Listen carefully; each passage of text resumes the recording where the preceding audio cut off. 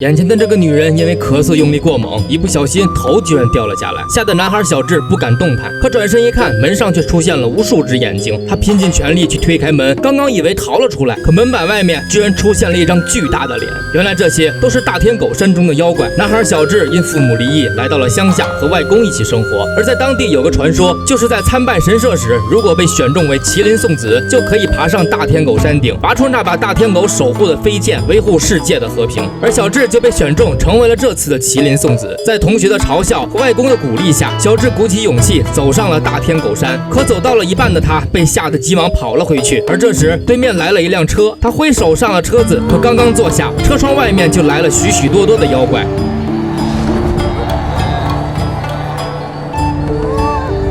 再一看，却消失不见了。而此时另一边，一个叫做加藤的坏人，他利用废旧物品被人类抛弃的怨念，复活苏醒了大怨灵黄泉怪兽，并且抓来了许多的妖怪，将他们扔到火中，和废弃的物品融合，变成了怪物军团，企图毁灭人类。察觉到这个企图的山神，伪装成小智的外公，假装遇险，引导他再次来到了大天狗山。为了拯救外公，小智鼓起勇气踏上了旅程。可刚上到半山腰时，一个背影却让他惊呆了，这竟然是自己的姐姐。眼前这个转过身来的女人居然是一个无脸女，就连手中的灯笼也吐出了舌头，吓得小智急忙跑向一处房子。可刚到房中，就看到了一个脖子可以无限伸长的女人。再看向窗户，突然间出现无数的眼睛，吓得他打开门，可却看到了一张巨大的脸，一下子把他吹到了外面。这时小智又听到了外公的求救声，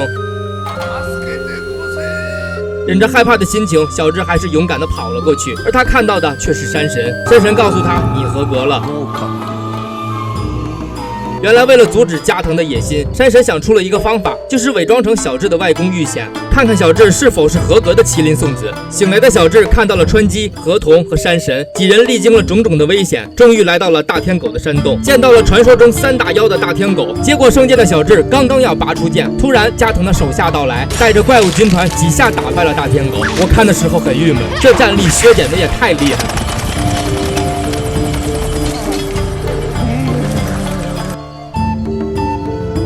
见此的小智鼓起勇气拔出了圣剑，可却被加藤的手下一个照面就打断了圣剑。再次醒来的小智被山神带到了妖怪的聚集地，在这里见到了许许多多的妖怪。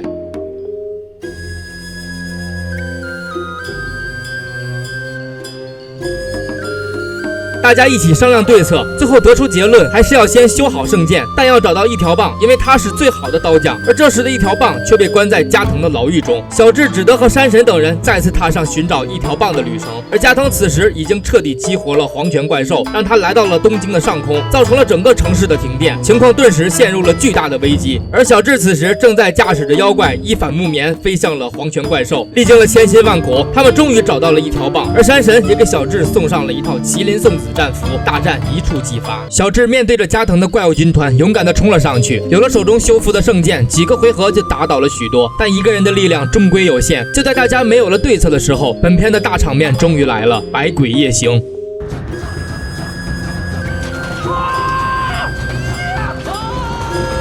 而小智趁乱走进了加藤的基地，迎面而来的就是怪物军团的一员，几个照面就被小智打败。